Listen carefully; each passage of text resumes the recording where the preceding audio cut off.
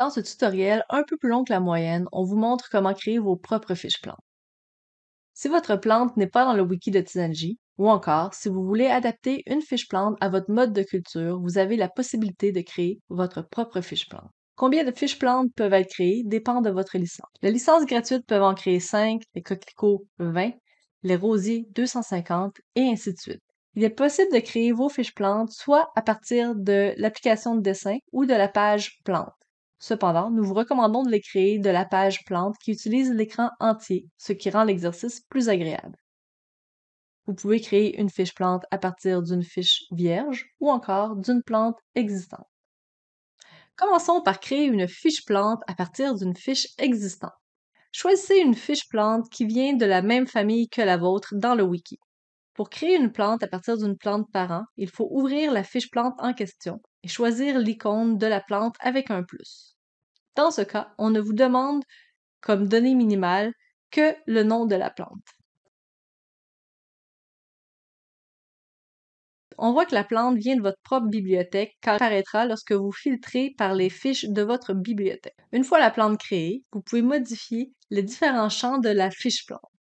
Pour ce faire, ouvrez la fiche plante et sélectionnez le crayon en haut de la fiche. Pour ajouter une photo, appuyez sur le bouton bleu, sélectionnez le fichier. N'oubliez pas d'indiquer l'auteur et la licence pour ceux qui voudraient partager leur fiche dans la bibliothèque publique. Le texte en bleu est hérité du parent. Mis à part les champs comme le nom commun, latin, anglais, où les nouveaux champs remplaceront les anglais, pour la majorité des autres champs de texte, vous avez généralement une boîte qui vous permet de décider si le texte que vous placez sera à la suite du texte existant ou en remplacement du texte existant.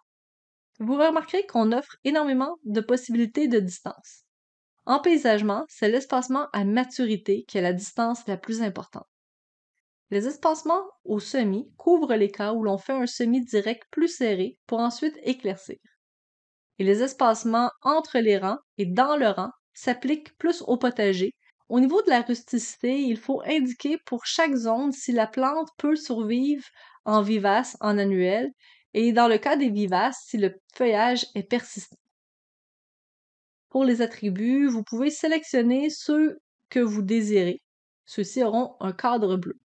Pour retirer un attribut appartenant à la fiche parent, il faut sélectionner 2 fois. Afin de spécifier non, vous verrez un cadre rouge. Car si vous le laissez non spécifié, Tisanji reprendra l'attribut de la fiche parent. Pour les avertissements et les propriétés, vous devez cocher la case ou indiquer la puissance de la propriété si vous voulez que le texte apparaisse. Dans le cas des fiches plantes parents, les plantes amies et ennemies, vous commencez à écrire le nom et on vous proposera des choix. Si le choix que vous désirez n'est pas disponible, c'est qu'il faut également faire sa fiche plante. Attention! Changer le parent d'une fiche plante changera tous les textes en bleu dans votre fiche actuelle. Normalement, toutes les plantes sont reliées de parent à enfant jusqu'à la famille de la plante. Conséquemment, si vous faites un enfant d'une fiche plante, assurez-vous de toujours faire des enfants dans la même famille, car sinon, la fiche plante afficherait la mauvaise famille. Possibilité d'ajouter des références et des hyperliens. Pour ce faire, soulignez le ou les mots auxquels vous voulez ajouter une référence. Puis, appuyez sur le bouton de gauche de la souris et choisissez respectivement URL ou ref. Pour les références, il faut choisir parmi les références déjà en place. Si votre référence manque à la liste, utilisez les bulles de discussion avec comme audience support technique pour demander l'ajout de votre référence. Si vous ajoutez un hyperlien et que vous désirez faire une fiche publique, il faut aussi spécifier la langue de l'article ou du vidéo sur lequel pointe votre hyperlien.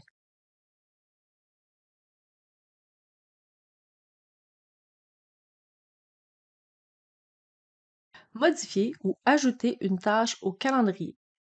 Le calendrier Tisanji est un calendrier qui s'adapte aux dates de gel.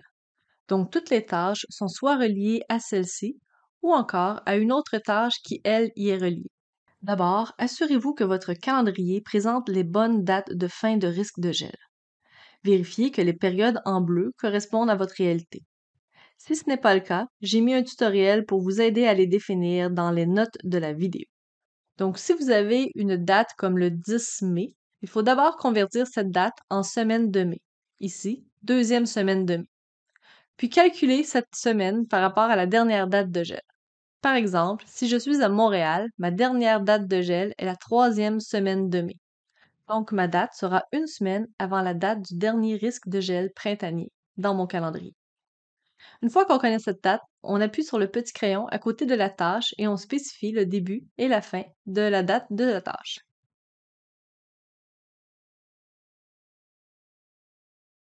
Ajouter une tâche au calendrier. Avant d'ajouter une nouvelle tâche, affichez toutes les tâches pour vous assurer que votre tâche n'y est pas encore. Par exemple, ici on a une taille pendant la période de dormance de l'arbre, mais on pourrait ajouter une taille cosmétique après la floraison. Donc on vient ajouter une tâche taille. On choisit pour le début de la période de la taille comme référence la fin de la floraison. On pourrait par exemple dire une semaine après la fin de la floraison. Et pour la fin de la période de taille, on pourrait dire 3 semaines après la fin de la floraison.